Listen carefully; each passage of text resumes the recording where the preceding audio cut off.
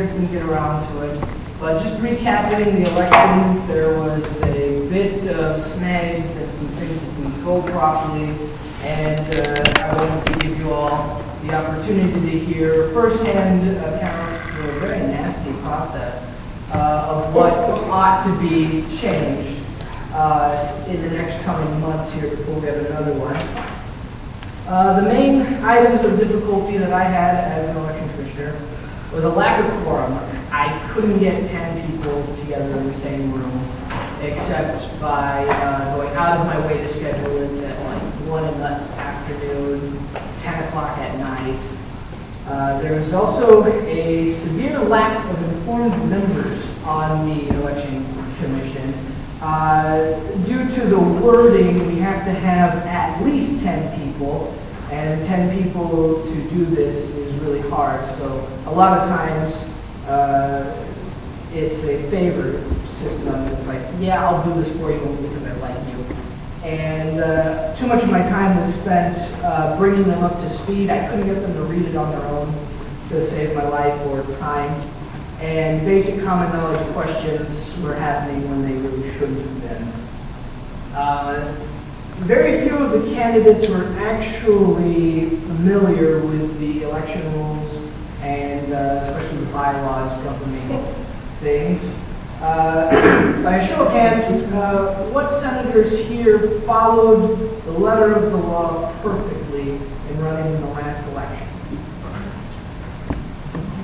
False, none of them did. Not a single one of you followed it, but that's okay. I didn't have the time, resources, or manpower to hunt you down individually and bring you up to speed. So we waived that one, but just pay attention after that.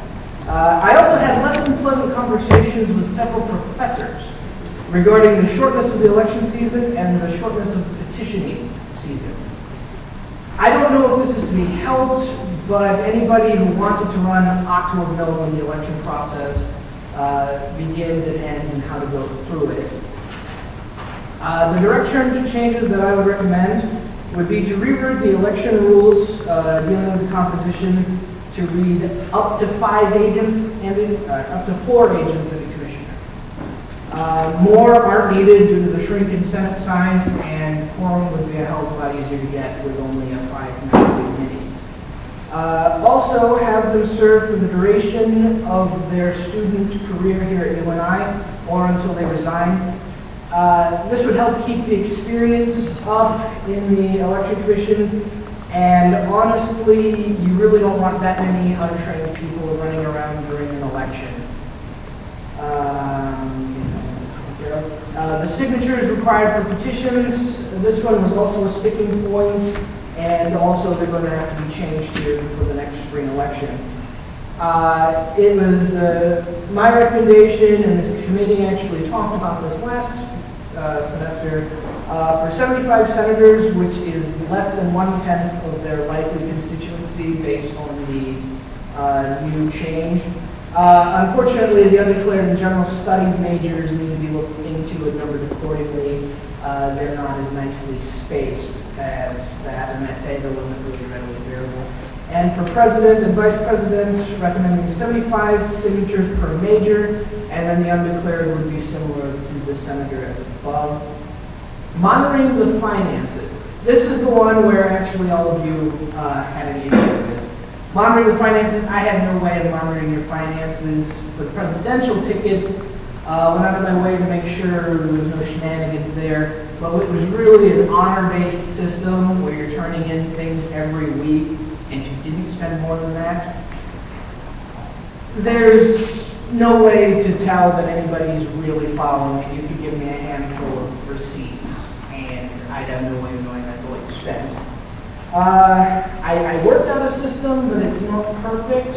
That's going to be up to the next election commission. But to have all orders shipped in care of the ISG office and having a stamp and stamping everything, which is available at Copyworks for a nominal fee.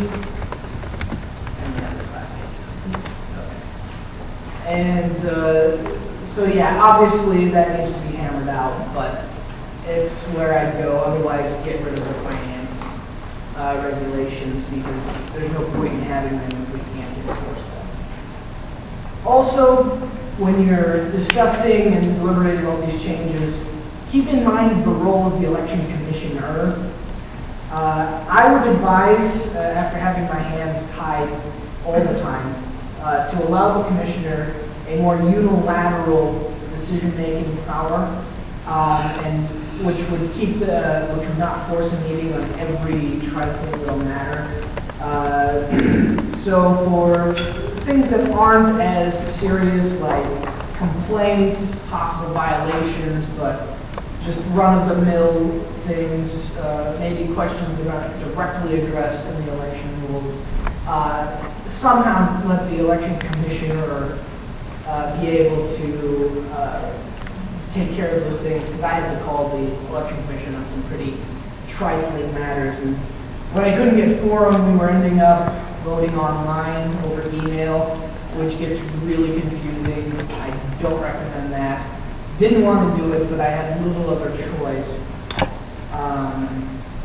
And also, on the last bit of thing, last year, the advertisement regarding the election was almost exclusively handled by non-NISG entities, namely the the student paper, and the various student organizations. We did have some, and it was good, but we definitely need more. The mass mailing tool, I would strongly encourage to be used sometime before the petitioning season starts. And last thing, I actually was appointed election commissioner after the several of the rules say we have to have informational meetings. To my knowledge, those didn't happen, so a lot of the resources available for candidates and any interested parties weren't available. I would definitely recommend having them, even if it's only one election agent or commissioner sitting in the union answering questions. And also make sure everybody signs the form acknowledging that they understand the rules. That's a big one. So that's all of the things that I wanted to keep fresh in your mind for entering the debate. I will take any questions. Is there any questions?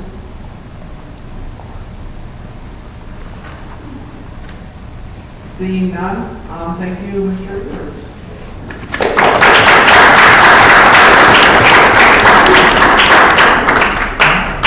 We will now move into the executive orders that we have to approve today.